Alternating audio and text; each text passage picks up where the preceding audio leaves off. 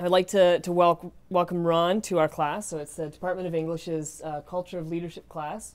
And you saw the title, and Teams, Communities, and Mobs. Got it right here. Yes, indeed, right there in front. Yeah, I got your names too. He does have all your names. So that's actually good, so you can refer to the name. One of the missions of this class is to continue or to combine the classroom experience of the humanities education with a mode of experiential learning that has you guys in the class, as well as working with a local arts organization in the city of London, Ontario. It's a new way of looking at how we do these classes and invites in a lot of other disciplinaries, as we've discussed in previous classes. This semester, our students are not only tackling great works of literary history, but also a case study assignment that examines the past, present, and future organization of the arts and culture at Western from the perspective of McIntosh Gallery, our campus art gallery. Opening in the middle of World War II in 1942, McIntosh is the oldest campus art gallery in Ontario, and it's the second oldest in Canada. It's been a treasured space of creativity for our students, our staff, our local artists, and our community for decades. To open 2015, McIntosh has a solo exhibition by tonight's featured guest, Ron Benner, who yesterday described McIntosh as a kind of home, especially for your solo shows. Yeah. Ron has been a practicing artist in the London community since the 1970s. I'm sure we could trace that back even further. Beginning with his time as a member of the Forest City Artists Association from 1975 to 1981, and was manager of the gallery in 1980 to 81. I didn't know that until I looked up some of your biography. Yeah. In 1983, he was the founder of the Embassy Cultural House and served on the board until 1990 and did a lot of projects, including exchanges with artists from Havana. Yeah, Havana, England, Palestine, Iraq, Egypt, Mexico. Really amazing, yeah. Really amazing.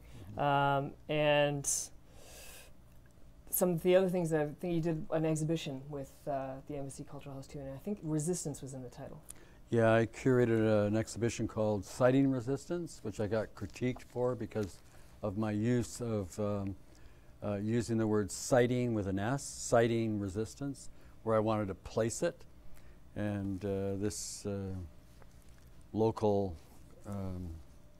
person said that I was mangling words for some reason, but actually not for me. I mean, I always cite resistance, and I give it a place, because resistance always has a place. Doesn't matter if it's Canada, like with First Nations, or Palestine, in the case of Greater Israel, or Kenya, let's say. I'm going to say that to you. Like in the case of the Mau Mau. These were resistance movements, and still some, I mean, are still trying to gain independence. Algeria, this piece is about Algeria. Algeria fought against the French for, from 1955 until 1962 to gain their independence. Yeah, so I cite resistance. Yeah, I give it a place, and I always believe in place.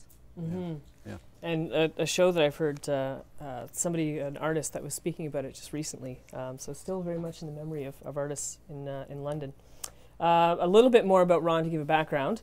Ron has been producing mixed media photographic installations, including gardens and site-specific projects, as you were just mentioning, for over 3 decades. His recent practice focuses on the examination of politics, the politics of food and related topics, interrogating systems of knowledge connected to histories of farming, agriculture, plant science, and the movement of plants, particularly food, around the world. Ron has traveled the world following the trade routes of plants native to the Americas, as we saw when we went to the gallery and you saw the names of the plants on the walls in the meeting room.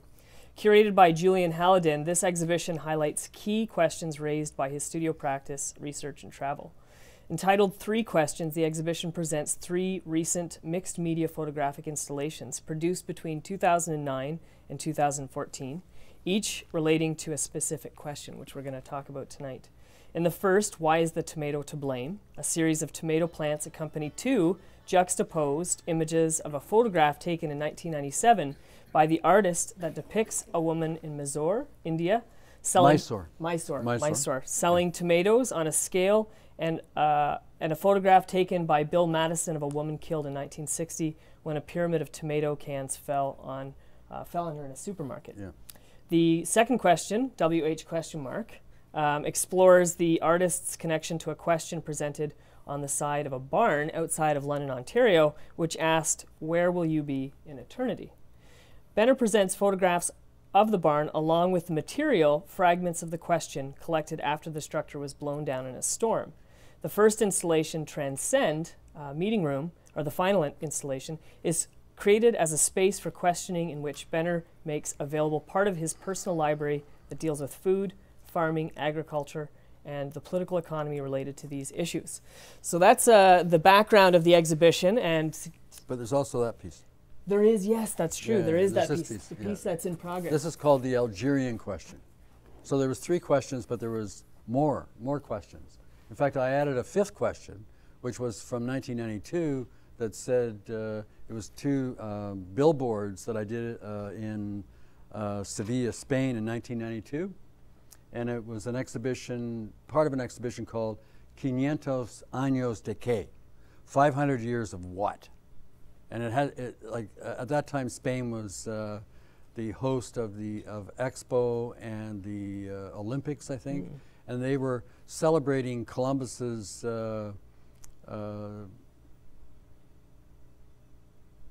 invasion of the Americas, I suppose.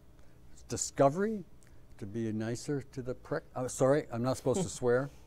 But anyway, so there's actually 5, if not more, questions within the exhibition. Okay. Mm-hmm, yeah. This is the 4th question, the Algerian question. Mm-hmm. Yeah. And we'll definitely make our way there. I wanted to start with some background. One of the things that I noticed when I was doing some of the biography was that you started off your university education in agricultural engineering at Guelph, which I imagine would have covered topics like industrial farming, agribusiness, technological development, and maybe even an early discussion of genetic engineering, which I'm not sure if that was taking place at that particular point in time. That might have been a little later. Yep. But these are practices now that you critique in your work. Could you take us down that path and how that experience set you on such a unique path that you followed? Yeah. Well, in 1969, I went to the University of Guelph to hopefully become part of the farming communities of southwestern Ontario. And what I realized was that it was not farming that I was getting involved in. I was getting involved in what Tony Weiss calls agriculture, specifically industrial agriculture. And I lasted 1 year. I mean, I was confronted where these people were doing experiments on cattle where they would take off the legs of the cattle, put them on stainless steel dishes, and try to produce them as sort of droops, right? Thinking that, well, cattle don't need to roam. Chickens don't need to go around, like pecking at things. We just put them all on dishes, and we'll put them in cages, and we'll give them some piped-in music, and everything's going to be fine because then we don't need a lot of land, right? And this is industrial agriculture. It's not farming. It's industrial agriculture. Agriculture means, as Tony says, agriculture means like taking what farmers produce and then industrializing it so that you have peanut butter, or you have corn syrup, or cornstarch. Like, these are industrial products, right? And what happened was that like in 1969, you have to imagine the time period, because in 1969, I had already, if I was living in the United States of America, I would have been drafted. I would have been in the Vietnam War, okay? So I was already, as a high school student, politicized against the Vietnam War.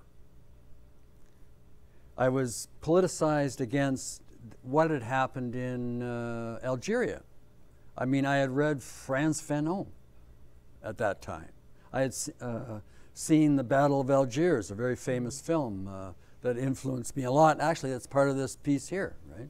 So, I mean, within that 1 year of university, I said, this is not for me. And because of my partner, who had gone to art school, and my brother as well had gone to art school, I said, well, maybe I shouldn't be an agricultural engineer. Maybe I should be an artist. If they can do it, and I looked at what they were doing, and I said, well, I can do that. I mean, I can draw fairly well. I think I'll become an artist. And so I got my own studio and just declared myself an artist without even having gone to school, right? And I was meeting these art students at the University of Guelph, and I thought, well, what are they really doing? What issues are they confronting except art? I mean, art about art, right? And so I immediately, when I started to do my practice as an artist, all of my work dealt with specific issues that were relevant to myself, to my community, but not to the mob. Not to the mob, I'm concerned about the word mob because I don't want to be accused of being part of a mob. Yeah. So, yeah. But part of that practice, and of course this does actually lead into mobs that would develop, but you started to travel. That became a really important component to you in the early 1970s. You went south. Yeah, I went south. And can you outline where you went when you went south? Yeah, well, the first trip I took south was, okay, so I quit university and I don't want anyone to quit, but I had to get out of Guelph. Guelph was totally like a mob mentality. And so I left the mob of Guelph and I took off, and I took by that time I was working on the railroad. I was a brakeman. And actually I was the youngest conductor in Canada at one point, by 1975. But so I was a railroad brakeman. And the reason I was a railroad brakeman was because my father worked on the railroad, my grandfather worked on the railroad, and my great-grandfather worked on the railroad. So it's total nepotism, right? So I got this job on the railroad. You can't make money as an artist. It's very difficult. And I needed money. So I became a brakeman. And I got my studio, 1970, 71. I started on the railroad. And that's how I funded my art. And I was very wealthy, actually. I was making, in today's dollars, would be, you know, if I worked the whole year, it would be $100,000 a year. Wow. Right? A little bit less than a professor, but, well, some professors. Some professors, Some professors. But, yeah, I was making a lot of money. And what I did was, because I had this cash, I decided to start moving south. I really wanted to travel. And my first trip, I took a train, a freight train, from London, Ontario to Windsor, crossed the border, and then I took a passenger train to Chicago, and then I took a passenger train south to St. Louis.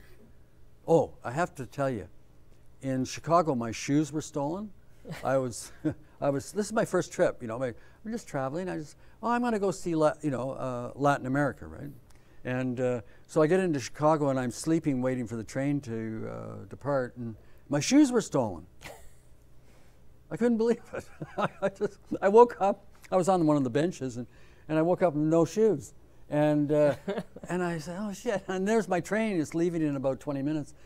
I get on the train with no shoes. I get into St. Louis, and I get off the train, I buy some shoes, there's a mall, and then I continue, right?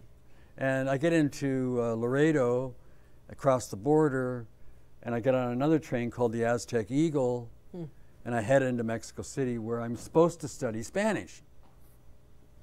Except the students are on strike. This is 1973. All the students are on strike, and I'm reliving Jack Chambers' life. I don't know, does anyone know the work of Jack Chambers? Artist from London, Ontario? Filmmaker, okay. So Jack, in 1949, went to Mexico. And I think he was totally traumatized. I was actually totally traumatized by the United States. Like, Getting why were my shoes stolen? I got into Mexico, my shoes were never stolen.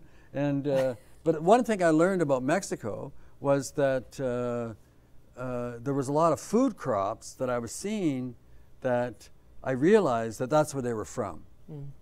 There were so many varieties of beans, squashes, different types of maize, and then the tropical fruits like avocados, guavas,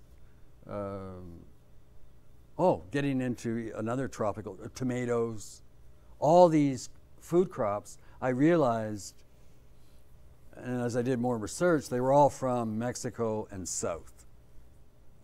And I went all the way down to southern Chile, Argentina, and I was gone for about 6 months. And by the time I got back, like the coup had happened in Chile. Pinochet, the military general dictator, took over, and I got there like on like about 8 months later. And you know, here I am, just a traveler. Yeah. I'm not a tourist. I'm a traveler. I'm traveling, trying to learn something, and I'm always being confronted by the military. And the military, of course, my first confrontation with the military is not in Mexico. It's in the United States. As I move south, I'm seeing military bases. When I hit the Guatemalan border, that's when I really see the military in full action. And the more I go into Central America, the more brutal it becomes. By the time I hit Panama, Panama is a massive U.S. military installation, or installations, because they had about 8 bases all over the country. When I go into Colombia, it's like military, it's warfare. Ecuador, not bad. Peru, civil war. Ecuador, civil war. Chile, dictatorship. Argentina, the military were already picking up people. I was picked up in Argentina. Uruguay, military. Brazil, military. And they're all working with, guess who? The United States. So when I got back home in 1975, there was certain things that happened to me that made me realize that I couldn't just do like paintings that might have been sort of environmentalist paintings or against certain forms of agriculture. I had to sort of confront the victims of all this crap. And so from 1975, when 2 of my friends were killed on the railroad, I did a piece about that, and then I started to go into Latin American history and the political economy of Latin America and the origins of food, because the origins of food is so important to me. Yeah, I had a botanical, a woman who was studying the physiognomy of plants. She's studying this in Sweden. She's from Hungary. She was at my little talk yesterday at the McIntosh. And she said, "Why do you do what you do?" And I said, "Well, I'm just trying to acknowledge the farmers of the Americas. And the historical farmers, the original farmers of the Americas. Because the original farmers of the Americas grew more food crops than any other farmers in the world. And no one acknowledges that. So First Nations people of Canada were part of that practice.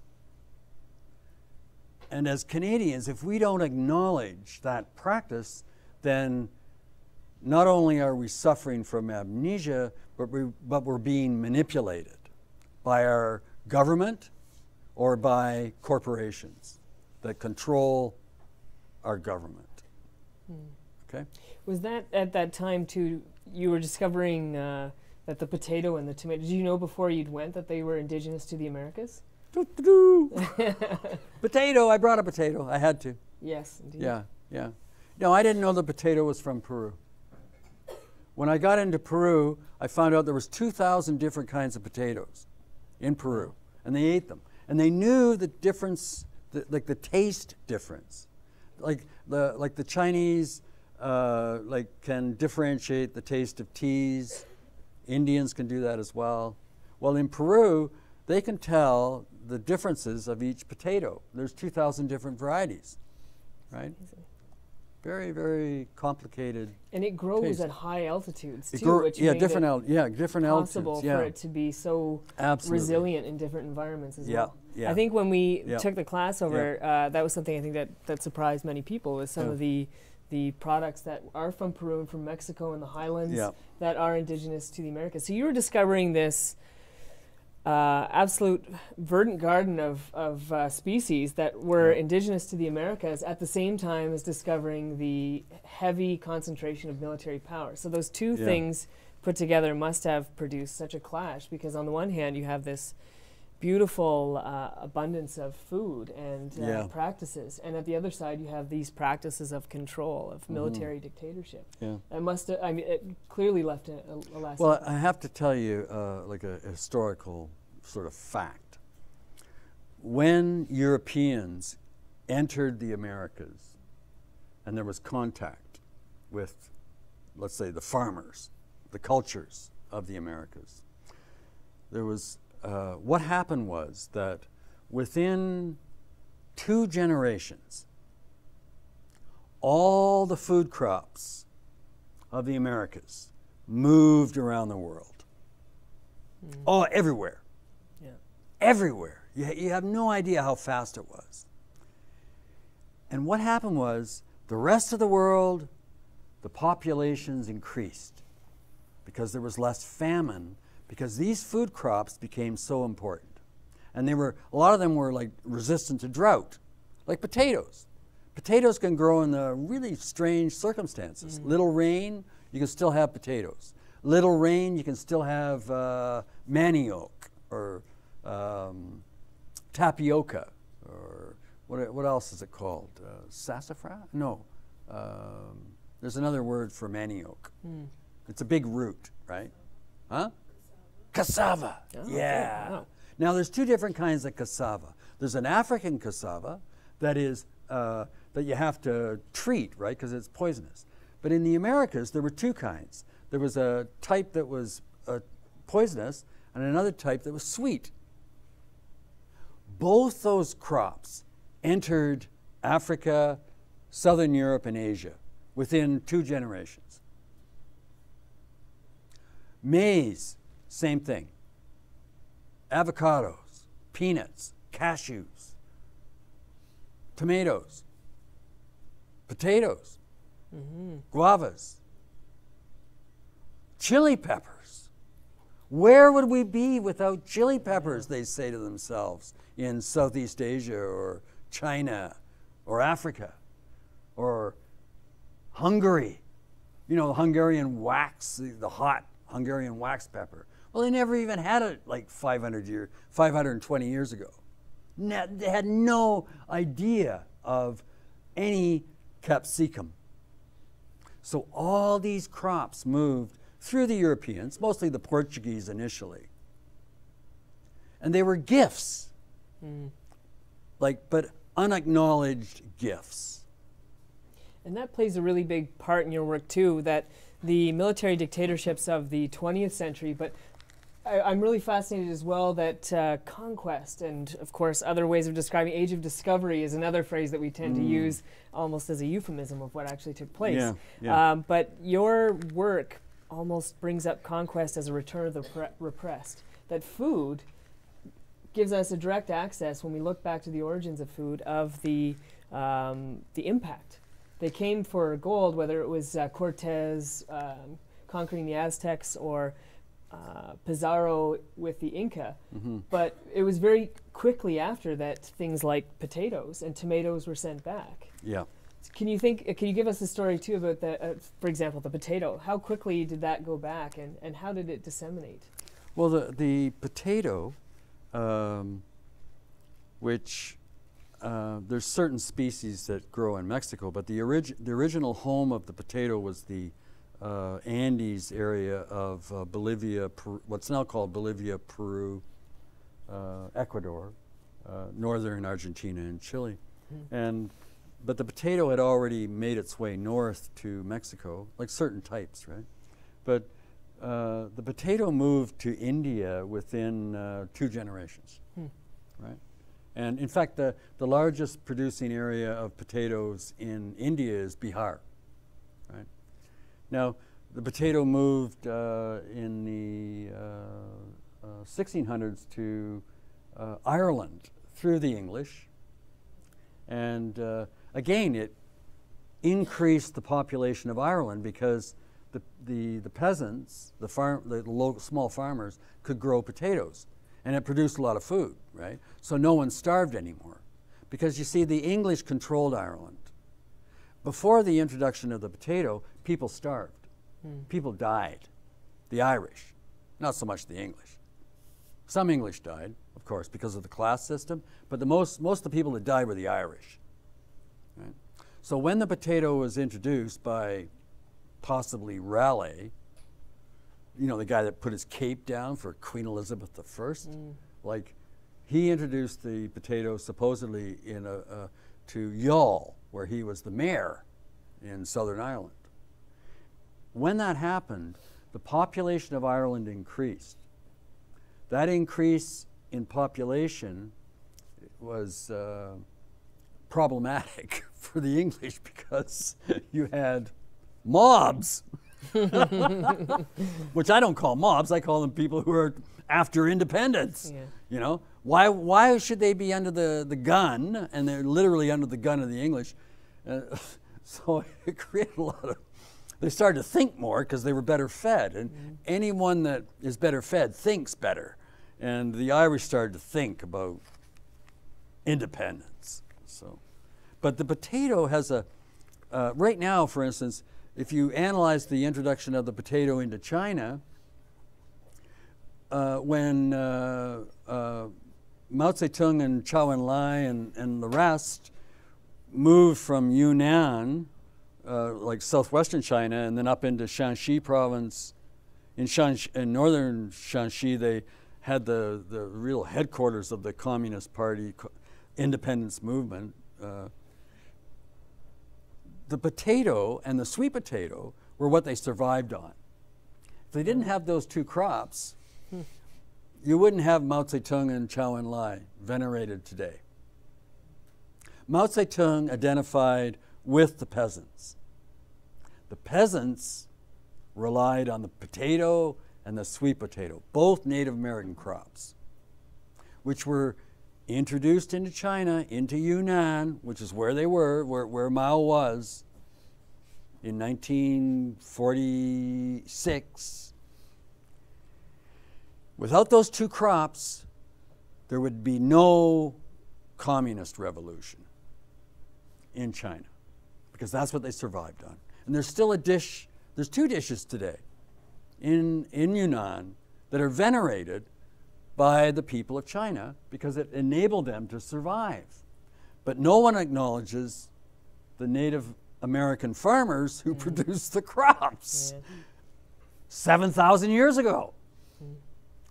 Not 500 years ago, 7,000 years ago. And it's a fascinating history of the politics of food, and you can see how food disseminates and it has a global impact on the world. Before we thought of globalization, which is for some a relatively recent phenomenon, globalization has been taking place since conquest. Globalization has been taking place for thousands of years. Yeah, like look at the Silk Route. Yep. Like from Xi'an in Shanxi province, China, all the way to the Mediterranean to the Roman Empire. You know, it goes back even before the Roman Empire. I mean, when the Greeks were just a bunch of idiotic mercenaries, and the Achaemenid Empire of Persia had direct contact with the I think it was the Qing dynasty of China. This is like before the Romans. Like this is, globalization has been like, you know what really affects globalization? Ice ages. Ice ages. Yeah. The Americas has had globalization like in a north-south direction for something like 75,000 years. No one talks about the globalization of the Americas. In 75,000 years, there's been something like maybe 5 ice ages. And people in the Americas have moved north and south. Inputs have come from Asia, but that north-south direction of globalized movement that way, because it was considered, like at that time, no one knew about the Americas, and the people of the Americas didn't know about Europe, Asia, Africa. But to the American people, that global movement was going north-south. It wasn't going east-west. European conquest or invasion or whatever you want to call it, or with the, in Canada we like to say, oh, there's treaties, right, which are never honored. Some of them might be, but most of them aren't. But that east-west with the Europeans didn't really exist because they always had to go through the Arabs, the Persians, with the Chinese, right? They never had control. Rome tried to, the Greeks tried it, they failed. Alexander the Great, I mean, he died. Where did he die? In, I think he died in Iraq, right? Trying to break up that globalized movement that the Asia represented. It was fantastic, right? One of the things I'm getting to from the way that you're describing your travels as well as your research is that travel and research for you are intricately combined in terms of how you work. And there's a really great passage that you said in an essay, Ruminations on a Process. And you described how using Henri Corbin's idea of an active imaginative reality. And it's this idea of the ability to cultivate an active imagination, which, as you say, has been put under threat by colonial encounter. So that ability to imagine or to create those connections is in some ways controlled by how colonial relationships have worked. Can you give us a description of that idea of an active imagination, how it runs in your work? That's a really great question for me because, you see, like when people talk about artistic imagination, it's like, oh, I think I'll just dream up this painting or this sculpture. And for me, I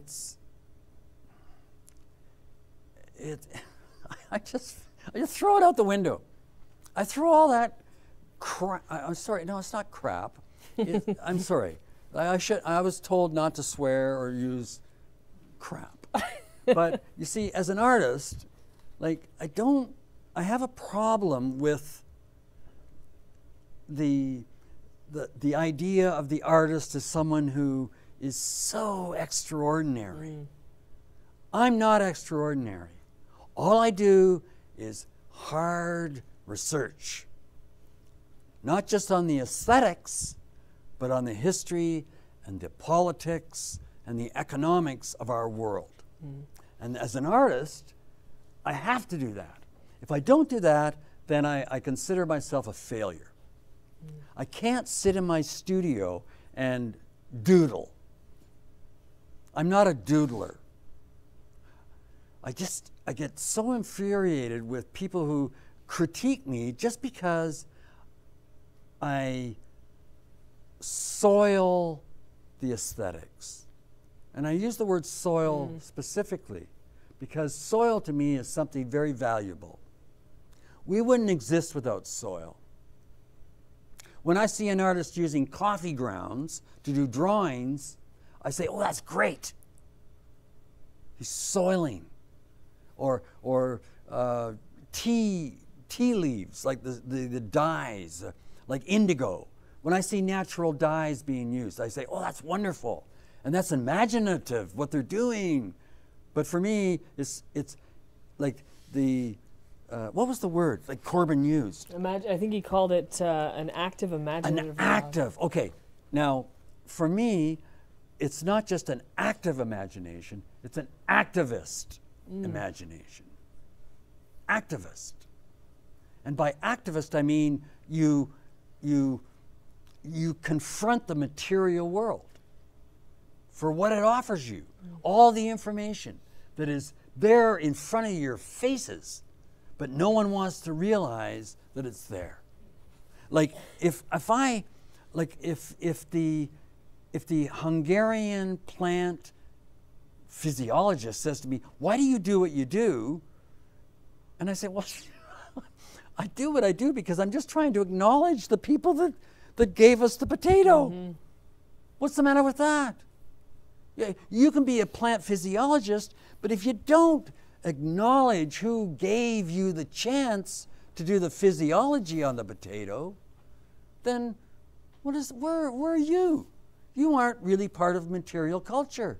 You're just part of a scientific, industrial process. And that's interesting too, because that relates into the first exhibition that you had that had the installation process with gardens was at the Mendel Art Gallery. Yeah. That's in Saskatoon, Saskatchewan. Yeah. And it was American Cloisonné. Cloisonné, Yeah, that's yeah, it. yeah. And this took place in the Civic Conservatory adjoining to the Mendel Art Gallery. Yep. Can you give us an outline of this exhibition, how it came to be? Oh, yeah, yeah. Okay, this is Taking you back 1987. Okay, so I'm in the city. University of Saskatchewan's there, and these University of Saskatchewan, University of Guelph are both institutions that I really dislike. By 1987, I disliked them immensely, and I'm doing tons of work against them, right? So when the Mendel Art Gallery asked me to do a project, an installation in the Plant Conservatory, I say yes. And I look at the Plant Conservatory as they've got tropical plants in there. The Plant Conservatory is, for the people of Saskatoon, a little paradise, especially in wintertime, right? Now, I look at the Plant Conservatory as an artist. I look at it physically, materially. What is the history of plant conservatories? Where was the first plant conservatory? You know, I asked myself that. What, if it's got all these tropical plants in there, where do they come from? So what is the physical nature of a plant conservatory? What is it made of? Who wrote about them? Who wrote about plant conservatories? Who went in and sat in plant conservatories and dreamed up their philosophies? Like Wittgenstein, for instance, who used to sit in the plant conservatory in Dublin and dream up his ideas of his philosophical ideas, right? So what I did was I turned the Plant Conservatory at the Mendel Art Gallery into a directional device and a questioning device, a moral questioning device. Because you see, plant conservatories are related directly to prisons. Glass, illuminating prisoners, panopticons. Many people have written about this. Benjamin is one. Walter Benjamin. Is he part of your course? I don't know. Anyone read Walter Benjamin? Oh, yeah. Yeah? Okay. Walter Benjamin, history, like arcade history. There's another guy named Geist, just as important to me.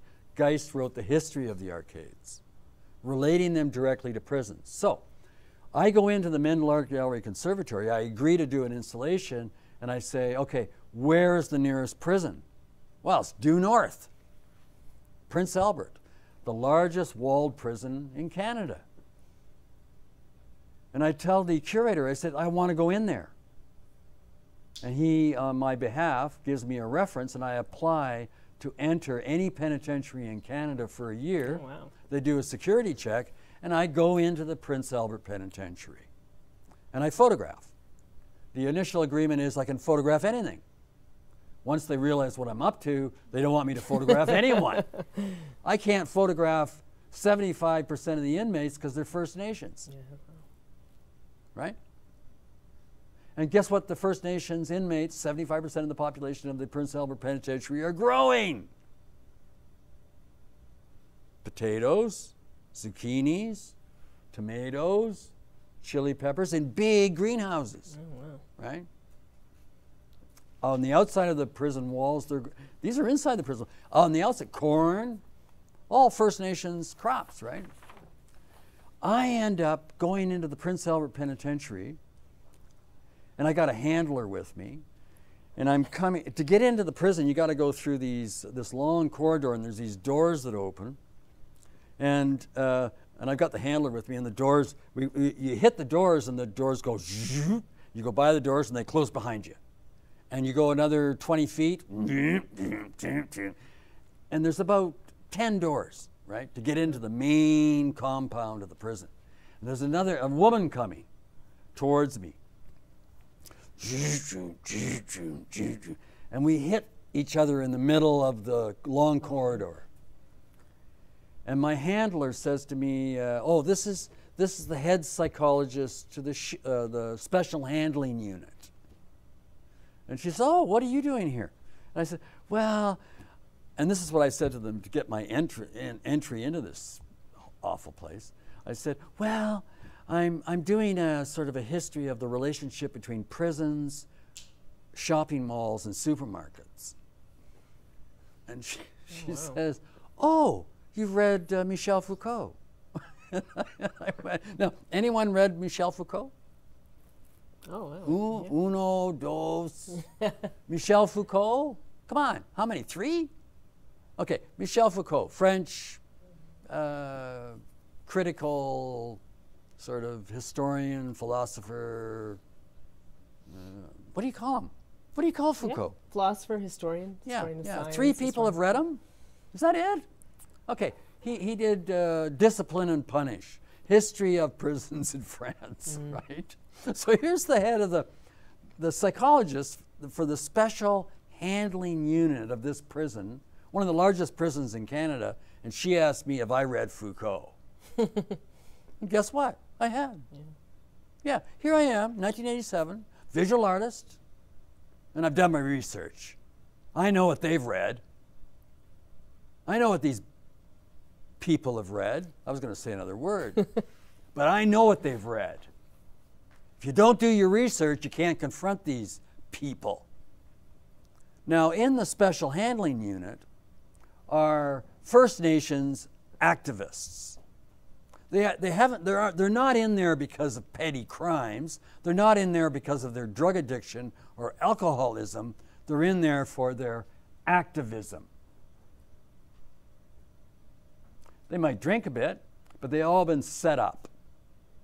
Okay? And I can't photograph them anymore once they know what I'm up to. So when I do the piece, it becomes another directional device going south. I go down, I follow that longitude, north-south, and I end up in Mexico. And in Mexico City, I'm looking at the beginnings of the Zapatista Revolution. This is 1986, 87. And they're all living under plastic tent encampments that look exactly like what the prisoners in the Prince Albert Penitentiary are growing their vegetables under. I photographed that, and it all becomes part of the piece, right?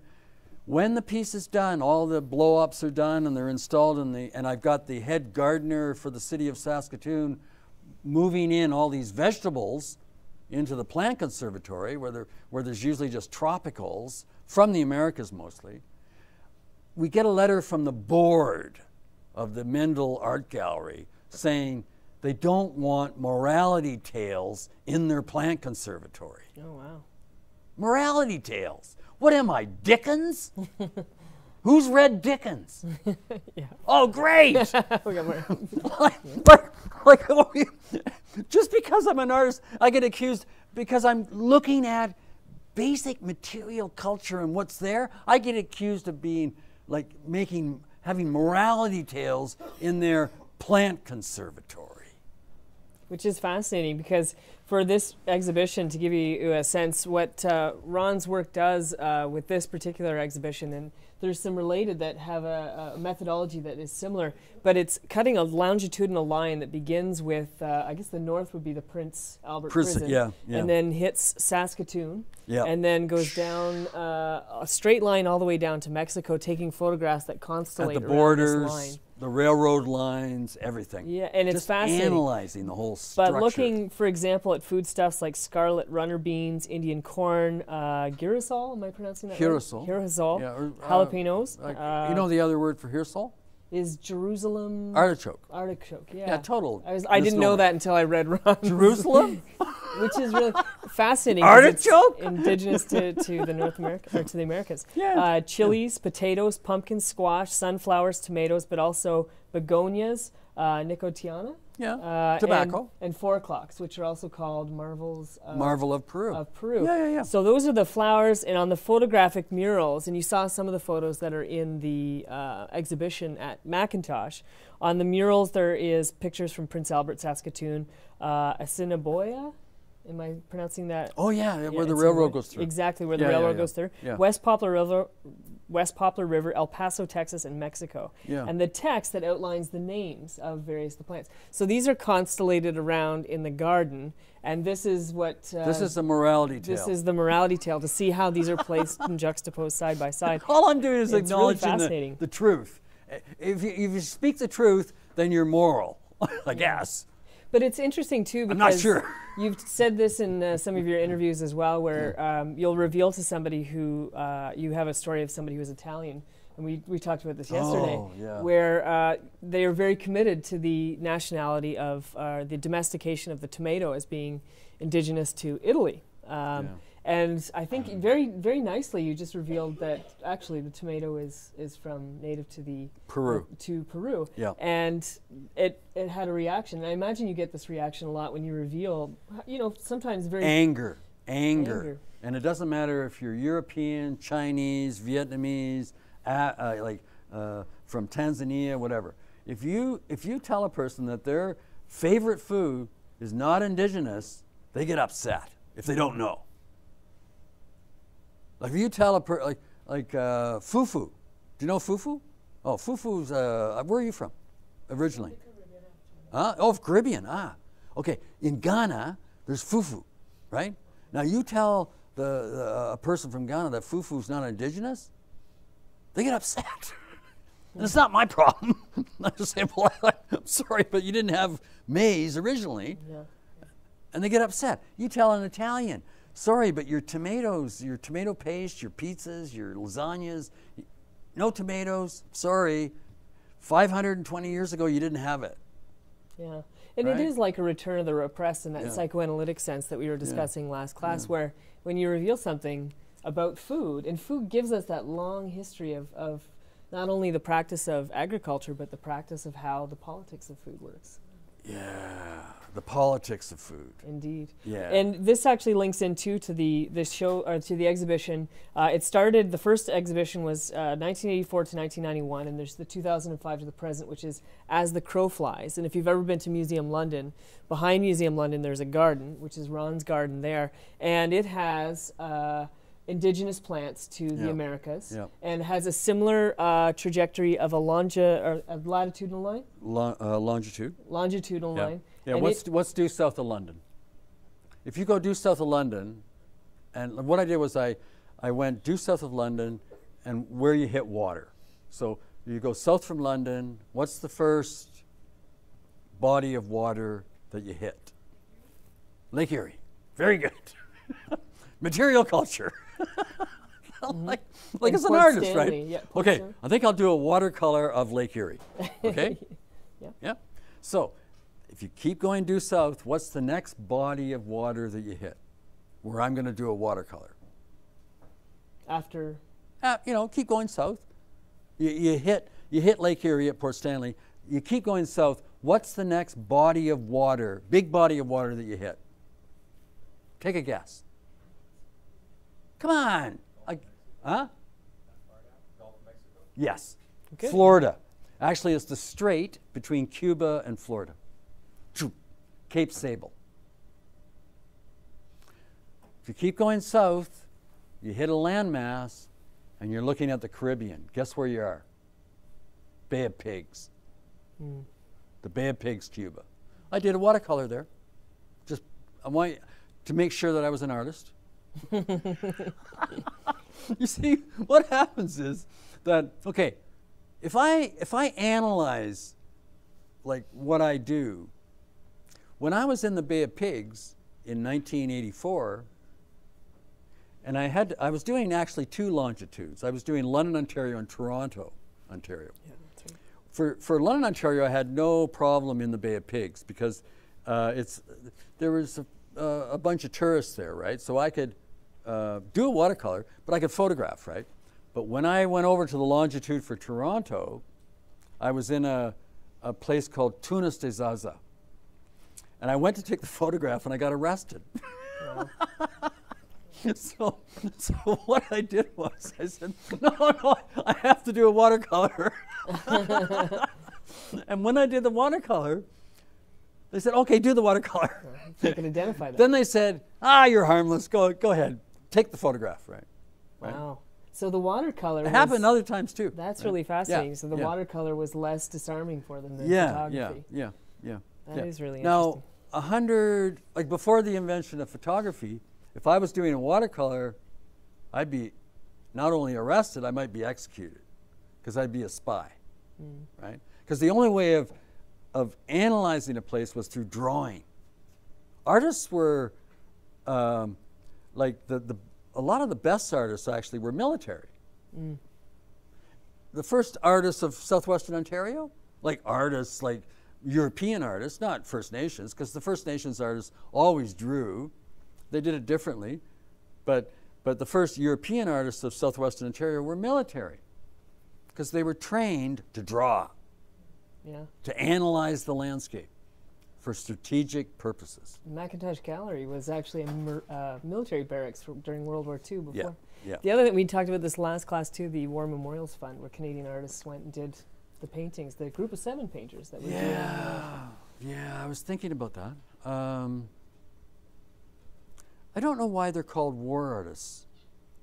Why aren't they called peace artists? Or, you know, I don't understand the term. Why do we send artists to depict war? Like maybe I could never understand that. It's a contradiction for me because as an artist, as a person who dislikes warfare, and I don't want to become part of the military as an artist. Like I don't know why like these people do it, but there's a whole history of that. Yeah. But when you juxtapose the names of plants, the plants themselves, and the military installations that you're looking at, it in some ways reveals the arbitrary nature of naming and classification, and that's another place where I think that unsettling takes place, where people have that reaction when the names of things, the names of plants, the names of places, we forget that they have long political histories as well. Yeah, like the Great Lakes. Superior is not a native name, but Huron is. Lake St. Clair isn't. Erie is a native name. It means place of the puma. Ontario means meeting place, I think. Michigan, First Nation name, maize, the word for corn, maize, Arawak, maize, right? Jerusalem artichoke, no. Potato, papa, is a native name. It came from papa. Avocado, aguacatl, Nahuatl name, Mexican, right? Lots of names, like, and this is material culture, right? So when you get into the naming of things, the evidence is there, but people don't if you don't analyze it, Yeah. you never know, right? You just say, oh, well, they're all European. You know? And another really fascinating thing that comes up in your work as well, and related to this, is this concept of vector and transmission. And I was looking at Oh, that's good. the That's idea good. of, Yeah, and it relates very vectors. much to what we were speaking about here. Yeah. And the Latin Yeah. form of vector, vehere or vectus, means to carry. Yeah. And when I was looking, we have actually quite a few science students in this class too. But Oh, good. in biology, a vector is often one that carries the disease, but it's also the source of introducing foreign DNA into host cells. It's a complicated term, and vector has a mathematical significance. How do you use vector? How does vector take place in your work? It started in 1969 when I went to the University of Guelph, and as an engineer, one of the first courses I had to take was on vectors. Oh, wow. Right? So, and the vector, like diagrammatically, is you draw the arrow, it might be this angle, and it has to do with the direction of I think it's the force, right? I forget all that stuff. but the vector stuck with me. Yeah.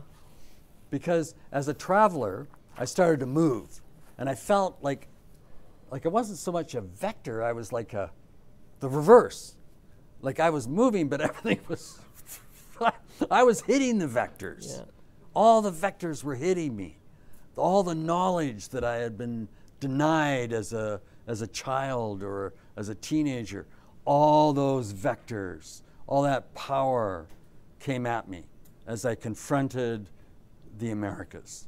And then when I went the other way, east, like to Europe, I realized that their vectors weren't so powerful until I entered into Italy.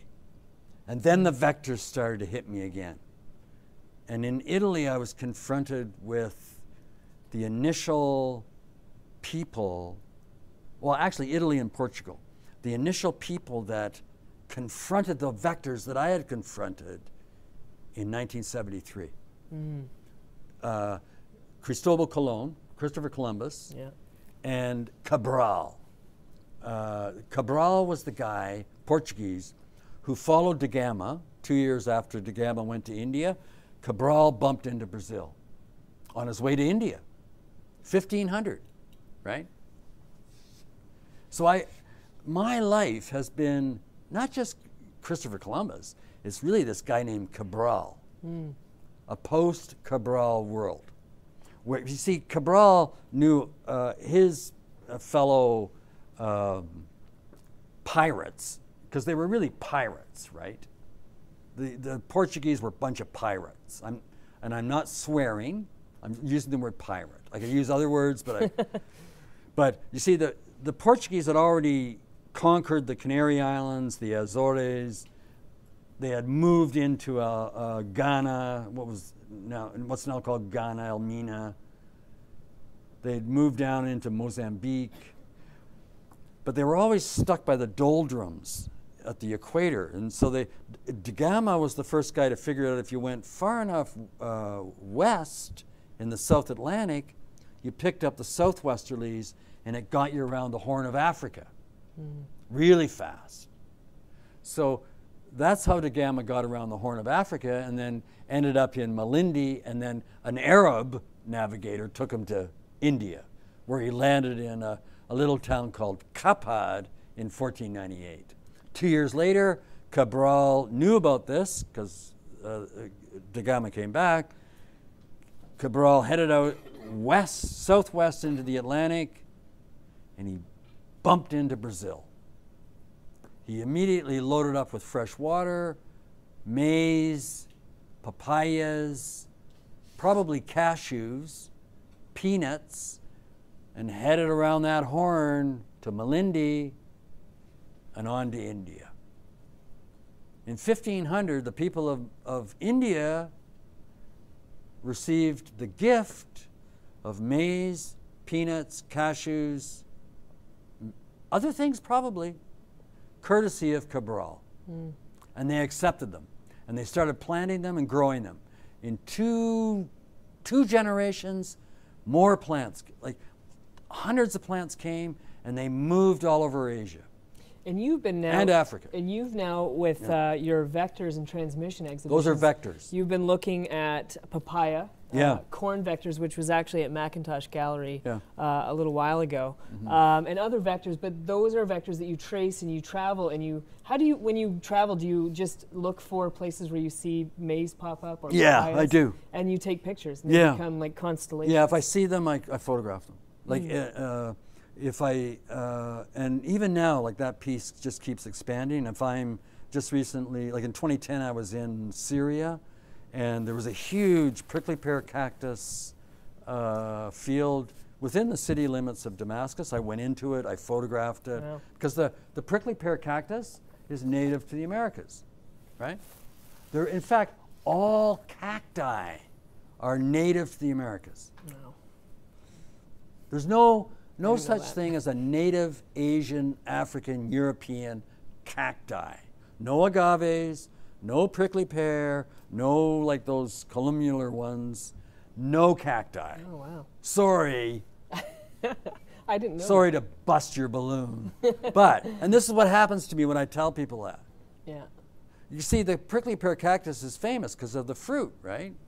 The tuna or the Indian fig, they call it, as if it was ever from India. You know? The Indians claim everything. So do the Chinese. All like the people of Tanzania, Ghana, South Africans, they claim everything. It's such a pile of lies. And the stake is, as you say, is that honoring of indigenous farmers, of honoring, acknowledging, not honoring, acknowledgement. Acknowledging. You don't have to honor them, but acknowledge their work, their practice. Just like I have a practice as an artist, acknowledge the practice of farmers who caused the world's population to no longer suffer from famine in Africa, Asia, Europe, because they were all eating themselves. The Europeans were a bunch of cannibals. Literally, right up until the Crusades, they were eating each other. No one wants to talk about that. There's an interesting part of your work too, where there's almost an anti-human component where the plants become their own agents. Yeah, I love that. Yeah. So plants now, they've made it there, but they become their own travelers, their own agents. Plants have a wonderful methodology of moving because you know, they can rely on humans and birds and other animals. Yeah. But gravity. Yeah, gravity, Like, it's funny, huh? Yeah. Like if a papaya falls off a papaya tree and it rolls, right? It's sort of like the Herzog film, what was it? Where the guy threw the orange. Anyone know the films of Herzog? I don't know that. Well, there was a film Herzog did. Oh, The Enigma of Caspar Hauser. Did anyone's ever see that film? No. Not a single person? See the films of Herzog. He's a funny guy. I met him in Peru. Oh, wow. But a strange guy. He's German, but he's really crazy. He threw himself into a prickly pear thing. Oh, wow. He's really nuts. But in the film, The Enigma of Caspar Hauser, it's about a young child who's been imprisoned all his life. But they throw the orange, and it goes straight, and then it hits something, and it bumps to the side, and the scientific person says, "Oh, it hit something," and Caspar Hauser says, "No, the orange decided to go there." Yeah, it has its own will. That has its own.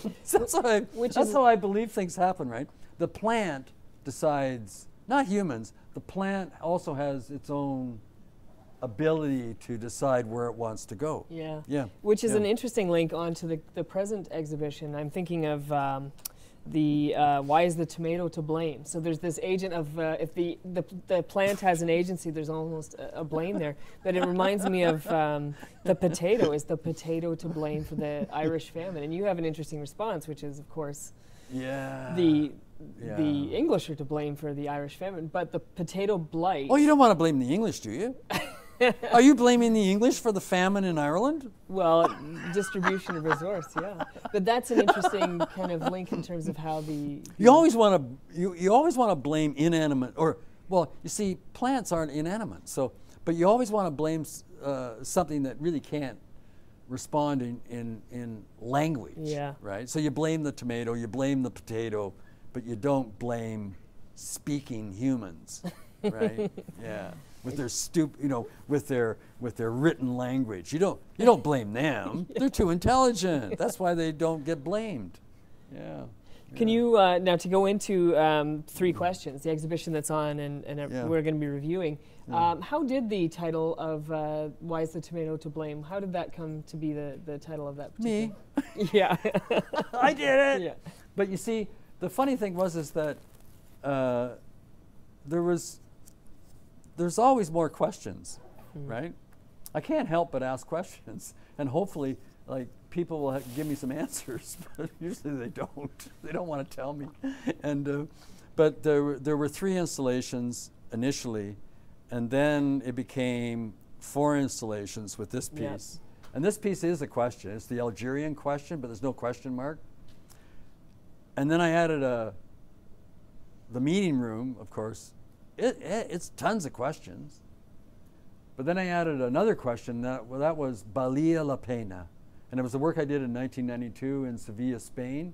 And it was 2 billboards that faced each other in a flamenco bar in their garden.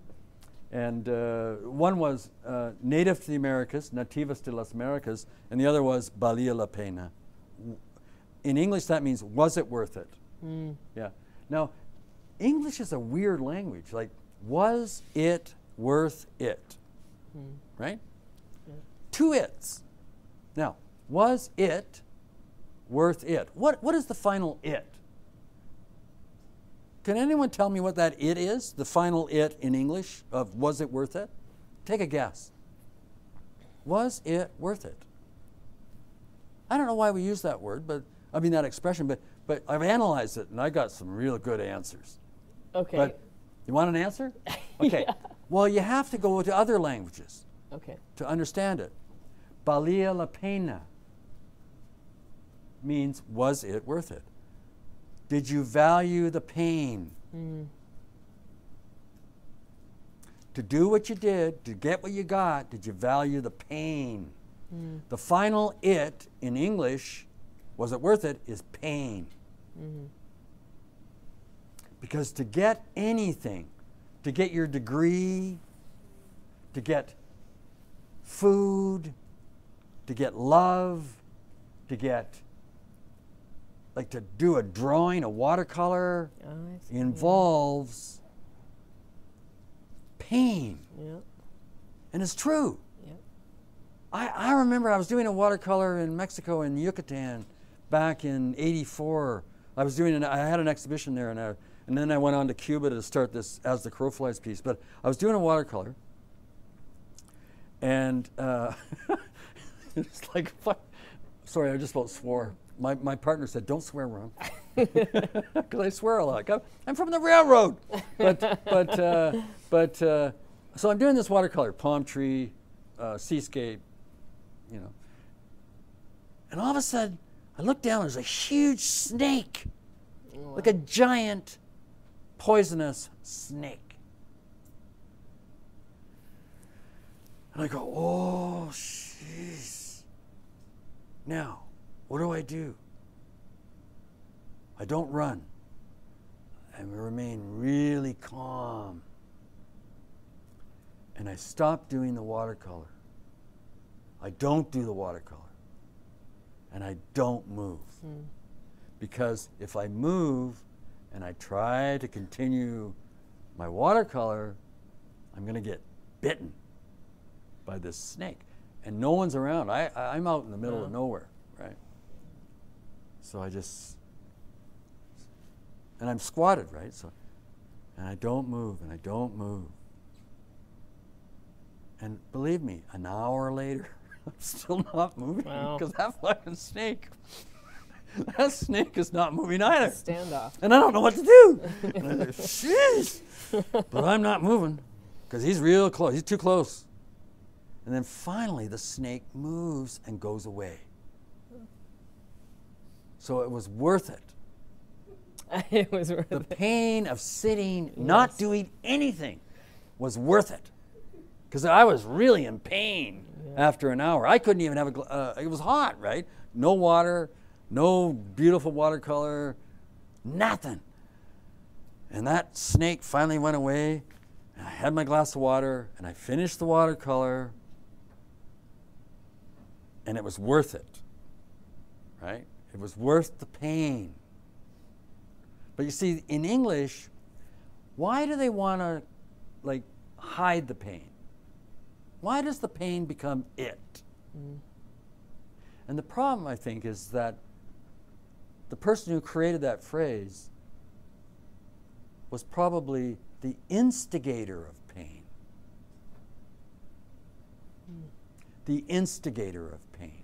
And you proceed via questions like this and pull really interesting folds out from questions. And I'm thinking of the second installation as part of the exhibition, which is the question, where will you be in eternity, on the side of the barn? And I'm really fascinated by how that portrait, that photo became so meaningful to you. Can you tell the story of the barn and how that? Yeah, the barn goes back to when I was like very, very young, and my dad would take me, myself and my brother, to Port Stanley, going due south. That barn was on number 4 highway, and so I guess my first memory of that question is when I was 5 years old, and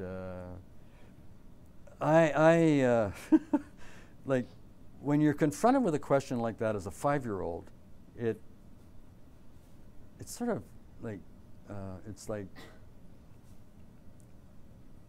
well, you see, I remember when I was 5 years old, no, maybe I was a little bit older.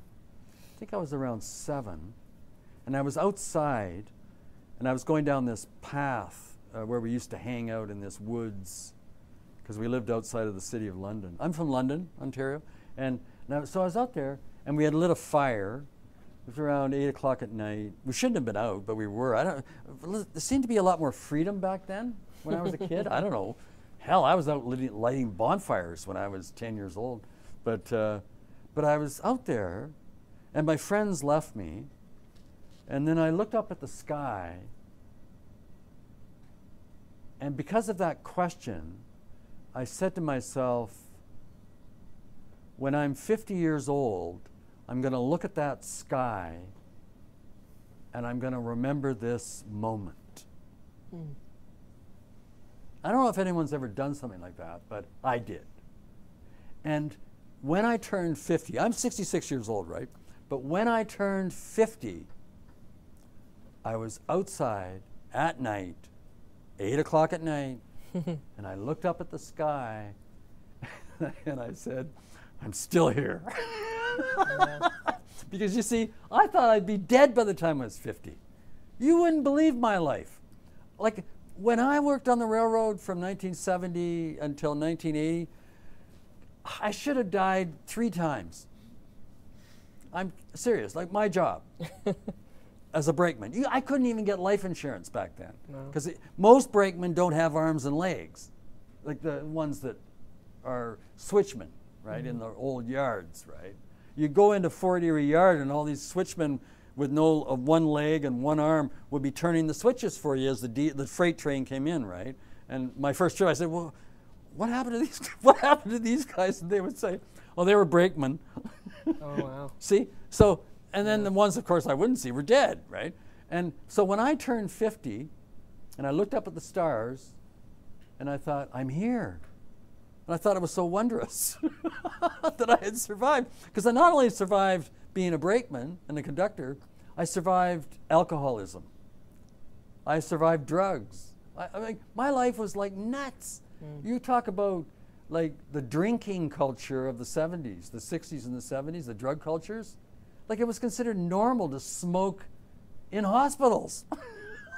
Well, that question starts to erode, which is why it's WH and then ellipsis, and the question in some ways falls down, and you collect those pieces of that question, and it's almost like the natural environment reclaims what was. Yeah, I reclaim. Well, I took the question home You right? did take the question. Yeah, I physically took the question. See, I'm a, like as an artist, I really believe in material culture. Yeah. Material culture. I'm not, I have nothing against theory, right? I read theory. Mm-hmm. I have, in fact, and I have everything, the total respect for intellectuals. I consider myself an intellectual. Mm. Why not? I think. Yep. I do my research. Yep. I'm an artist. I'm not in a cloister. I'm not a stupid painter. Stupid. I put that in quotes. I wouldn't say painters are stupid. Delacroix was not stupid, you know. Mm. But he might have been, you know, I don't know. I have to think about Delacroix. I think about Delacroix a lot, actually. Mm. You know, because he was embedded. He was embedded. He was a war artist, embedded with the French military and the diplomatic corps, they called it. The same way there's Canadian artists embedded. Yeah, your friend. I'm unembedded. Larry Tell. Larry Tell was unembedded. Unembedded? Well, he was embedded with the U.S. military. Yeah, because the Canadians wouldn't accept him. Oh, wow. Larry Towell. Do you know Larry Towell's work? He's an artist around Photography here. guy. Yeah, wonderful, wonderful. We did an event with the public humanities here with Larry. Yeah, Larry was rejected to be a war artist by the Canadian government because he takes photographs that are the truth. He should have done watercolors. Yeah. Would've been fun. Yeah, come along. Yeah, you know what? If I applied to the Canadian military to be a war artist, and I said, no, I want to do watercolors, they wouldn't believe me. This is so weird. Like the Panamanian, the Cubans, the Peruvian military, they all believed me. They believed I was an artist. I was doing the watercolors, right? But the Canadian military, if I said, I want to be a war artist to do watercolors in Afghanistan, Iraq, or in Syria now, they would do a search, right? They would do a security search of me, and they would reject me outright. The same way they rejected Larry Towell, who's just a photographer, right? Yeah. But they would reject me because they know my history. They would reject Larry because they know his history, right? As an activist artist. And to link to that, and I just one question to quickly finish up, and I'd like to be able to get some questions from you guys as well. In Ruminations on a Process, you write, I have met with writers, poets, artists, farmers, activists, historians, geographers, politicians, and scientists. Students. And students, and my work has benefited from their knowledge. Yeah. In this list, the artistic disciplines play a prominent role, and this is what I was thinking with Larry and with the fact that you're mentioning intellectuals and other walks of life.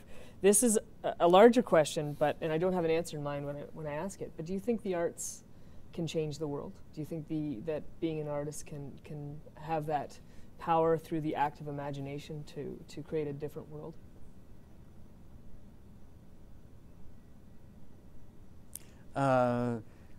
I can't use the word world. I can change people's minds. I've done that many times. And it's like a rippling effect. So if I say something tonight to anyone here, and they accept what I've said as the truth, they might go on and tell other people.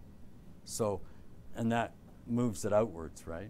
And so might change the world, but my own function is, first of all, to myself. As an artist, I mean, I want to do my work. Like, I love doing my work, right?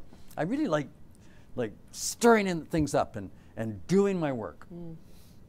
And by doing it, if I can make people think or appreciate something or learn something, even if it's one or two people becomes 5 people. 5 people becomes 10 people, because it's like what do you call that? Texting, or crowdfunding? I don't know. Like, that's how it works, and it's always been that way. Like this whole what do you call those? Texting? Yeah. You know when you no, there's a viral. You know when something goes viral? Well, like I've had viral sort of things like have been happening forever, but a little bit slower. It's food. Like food, right? These are the vectors. And there's a really fascinating ethics of care, I think, in your work where there was, when you think of the conquistadors went and had very precarious trips. A lot of them died. A lot of the people in the voyages would perish. And there was a revelation that process of traveling in the world demonstrated the power of the world. Now we're at a point where we have such a command over the world. There's a philosopher, Michel Serres, who describes those images from satellites where you can see the swath of light from Europe as its own tectonic plate.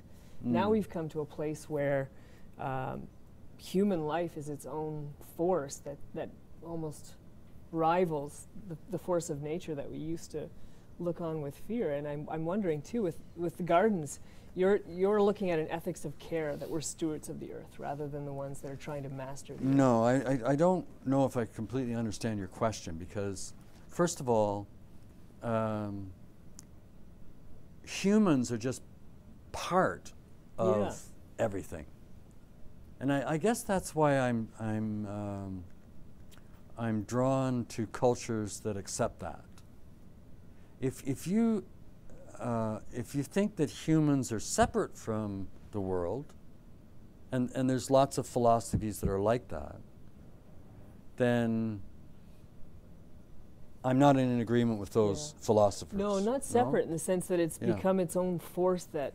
well, no, even then I can't, like my own appreciation of like First Nations ideas, and I'm not saying this as some kind of New Age sort of blowhard.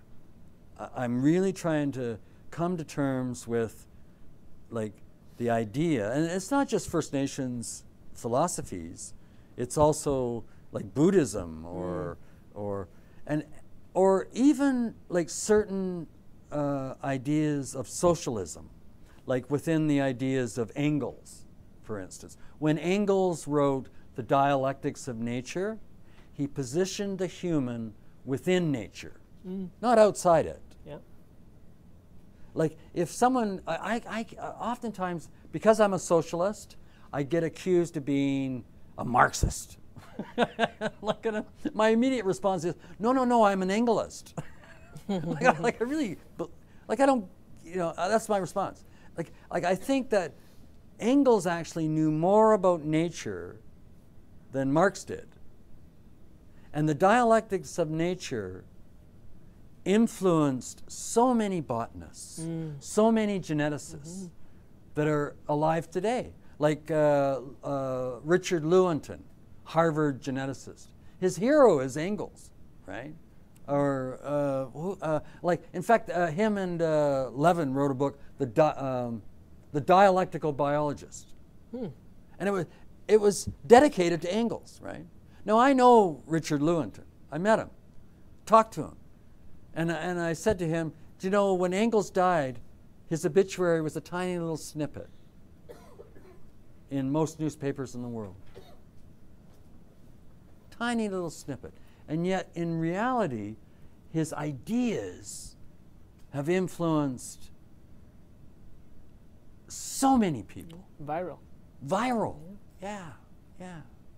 Mao Zedong, Ho Chi Minh, Frantz Fanon, Edward Said, Chomsky.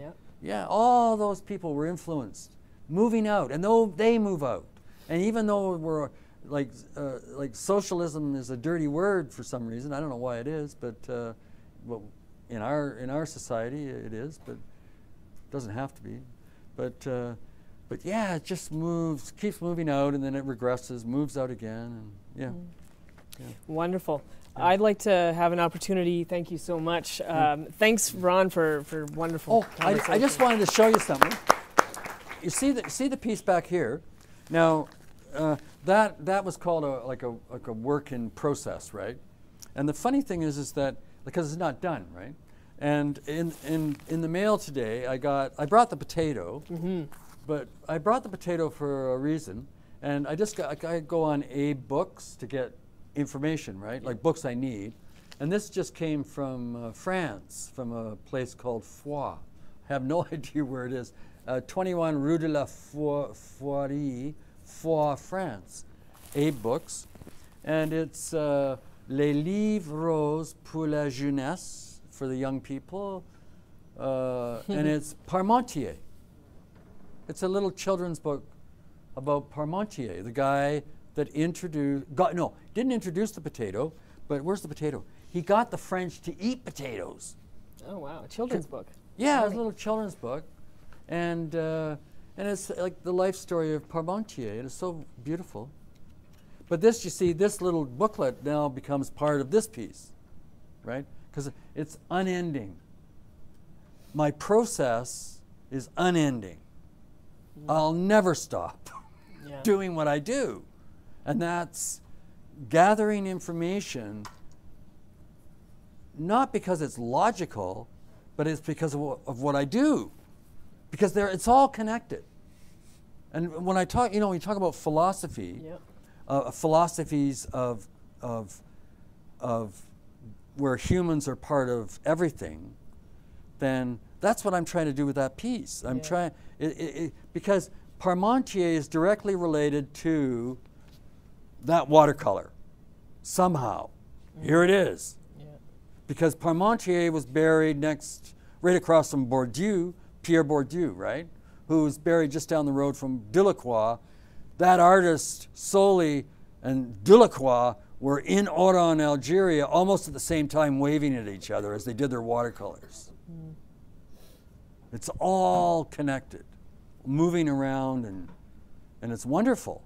But yeah, so I just wanted to show you that. That's neat. Yeah.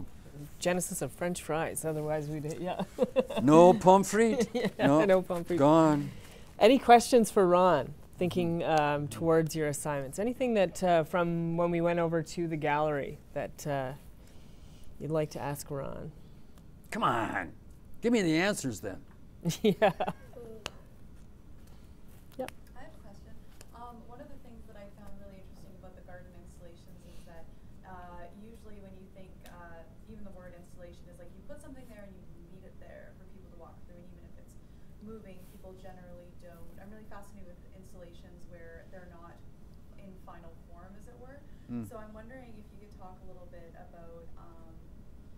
more about installations that aren't installations so much as they are works that need to be tended. And the idea that you literally cannot leave the installation alone. You need to come in, you need to nourish it, you need to tend it. I really find that idea fascinating, that this installation is impossible without someone coming in to attend to it, to relate to it every day, as a botanist or as someone who is engaging with the plants that are in the exhibition. So the question is, I guess my question is that something that is at the forefront of you, of continuing to do these? Who does it? Do you come in who and does tend it? to them? Yeah, so the question is, when I do the garden installations, I have a whole book on my gardens that I've done. And so the question is, who does the work, really? And the answer is, I do. I do the work. I have people help me, but primarily most of the work I do. And I don't get paid very well. I just want you to know that. In fact, most artists don't get paid very well. But with me, it's even worse, because if I do a watercolor, I can sell it. When I do my gardens, I don't sell the fruit, the vegetables. I give them away. And yeah, I've never ever made any money from a single garden installation. In fact, I've lost money. In China, I lost probably $7,000 by doing a garden installation in China, in Xi'an. I did all the blow-ups myself. I was so honored to be asked, right? I just put myself into it, but the problem was it was like, no good deed shall go unpunished.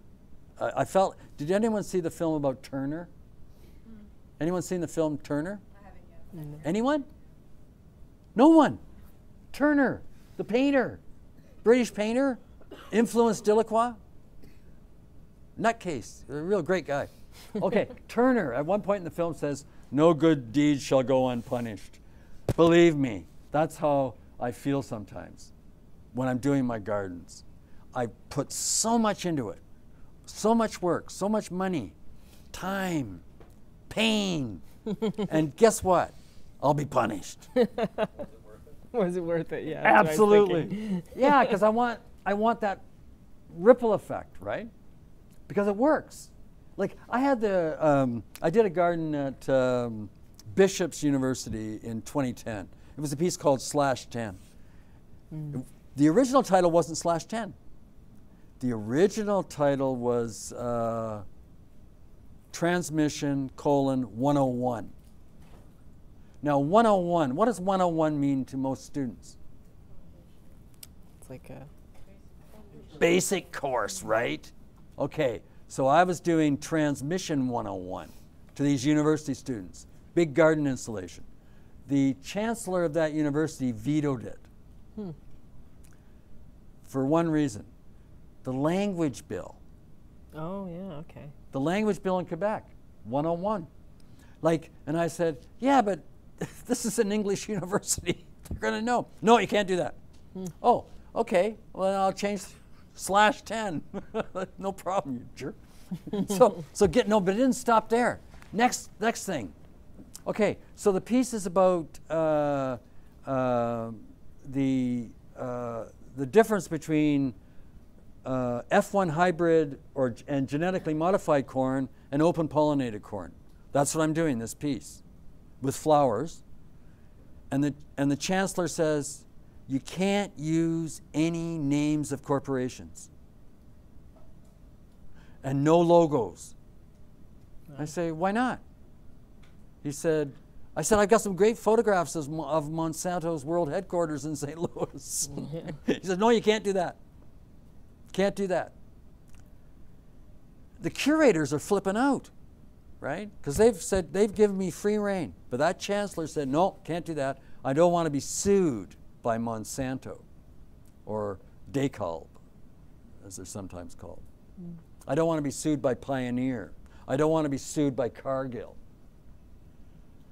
So to do the work, I've got to change it somehow or give up, right? And this is causing me a lot of pain. I don't like this guy. I don't hate him. I just don't like him. He's a chicken. No, yeah, that's not good because I like chickens. What is he? He's a wimp. Yeah, he doesn't want to stand up to these creeps. Yeah. So then I say, okay, I got to do a piece that's going to still make people think. So I abstract it. I spend a lot more money to abstract it. And I put in, where will you be in eternity? The barn up, the barn down, an image of industrial corn, an image of open pollinated corn fields. And then I make these steel markers with these numbers on them. and I've got all these, like it's like a secret, you know, a cipher, where the numbers start with a Jack Chambers number that he used in a film, Hybrid, I think it was. Have you seen Chambers' films? Yeah. Okay. No, it wasn't Hybrid. It was, he used it in paintings as well. 9-0-1-2-0-9-1-2-3-4. And it's like the circularity of that 0 to, it's digital too. Anyways, so I make up all these numbers and they're on these steel markers that go all the way down this massive long row of 3 rows of industrial corn feed plants. And so I get around them because everyone understands what I'm doing. Everyone. And I wouldn't thank him because he caused me a lot of pain, but it made the piece more interesting because it made it more, not abstract, but subtle, I suppose. You know, like when you do a watercolor, you're sort of, I'm very subtle when I do watercolors, but when I did that piece, I was forced to be really subtle, but still get my message across about industrial versus farming, open pollinated farming, right? So, yeah, it still worked, but that guy caused me a lot of pain because he was so afraid, right? And I'm not afraid because I've confronted Monsanto. I tried to get into Monsanto's world headquarters. I didn't get in. I tried. You know, I dislike them immensely, but yeah. So I do most of the work, yeah. And I have a lot of friends that help, a lot of volunteers, but most of the work, if you ever see a video of me working, I got my shirt off, I'm covered in sweat and filth and or no, soil, not filth, soil. Yeah. Any other questions? Any questions that, yeah, Jackson. Bit tangential, but what do you think of folks or ideologies that try and reframe history, such as the Federal Conservative Party trying to reframe Canadian history, specifically in terms of armed conflicts, and trying to put that across the country, and then also in terms of how they change our own museums, such as the Museum of Civilization, to history? Yeah, as a socialist, I'm also a member of the NDP. I have to, tell you the truth. But so Harper's not, I'm not a big fan of Harper. But I have a son. I raised him. He's not my blood son, but I raised him since he was 2 years old. He's in foreign affairs, and believe me, like right now, there's no such thing as foreign affairs. There's see, foreign affairs is DFAT, Department of Foreign Affairs and International Trade. So at this moment in time, there's international trade and there's the military. And it's the first time in Canadian history that there is no diplomacy. There's no foreign affairs. I know this. There's business and there's the military, and they go hand in hand. First time in Canadian history. Now in the United States and some other countries, it's always been that way. The United States, most people in the United States in the military know that they're defending U.S., they call it interests, but it's business, right? U.S. business interests. And they know that. And the foreign affairs, look at, I'll give you an example with the United States. Colin Powell, he became the Minister of State, right? Well, he was ex-military. It was perfect fit, right? Should have been. He got totally screwed in Iraq. They screwed him. They lied to him. They made him a mouthpiece, and he didn't like it. Later on, he talked about it. But, Colin Powell had really good credentials. You know what they call him in Latin America? The Butcher of Panama. Mm-hmm. He instigated, prior to the invasion of Iraq in 1991, Colin Powell instigated the murder of thousands of people in Panama to get rid of Noriega, right? Who was one of their henchmen. Mm. So this is the first time in Canadian history that we no longer we have diplomats, but they're muzzled. We have business, military. That's it. As far, what was the other thing, reframing history? Well, the funny thing is that, you see, the War of 1812 actually did, begin Canadian history. But Harper doesn't understand because he doesn't understand colonialism. Colonialism doesn't exist for Harper. He actually said that. Yeah, he actually said that.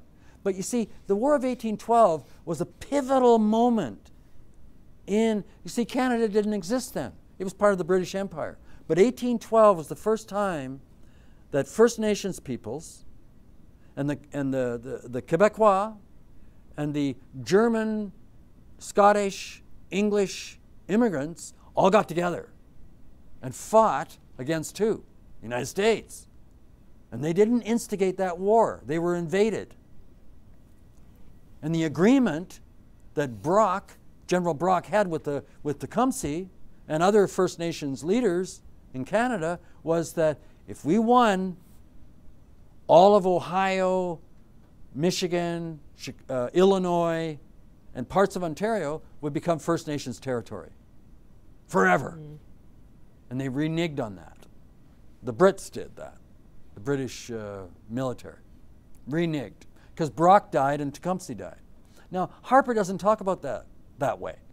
He talks about it as some cathartic moment in time, but he doesn't understand the colonial aspect of it and the hypocrisy of it eventually, because none of those agreements were honored.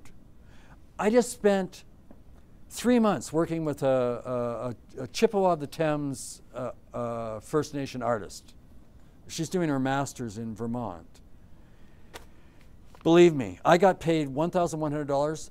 I gave her $550 because I learned so much.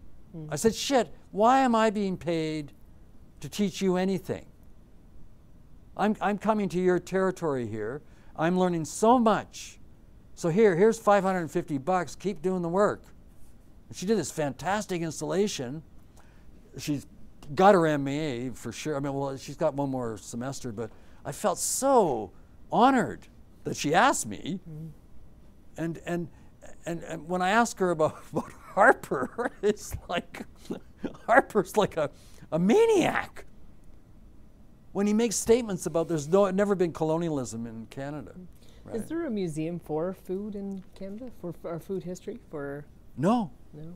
No, That's no, interesting. no, no, no, no. Yeah. Any questions about the world? Just joking. I know a lot, but blah, blah, blah. Trinidad. Where are you from? I'm Trini. Are you Trini? Oh, I've been there. I've been to, what's the other island? Tobago. I've been there too. In the middle. I stayed in the middle of Tobago. What a great place. Yeah, yeah. Well, thanks so much, Ron, for coming in. It's a wonderful conversation. Covered a lot of ground in terms of work, and really appreciate your time. And let's give a warm thank you to Ron for coming. Well, thanks. No, here's for you. Thank you. Yeah.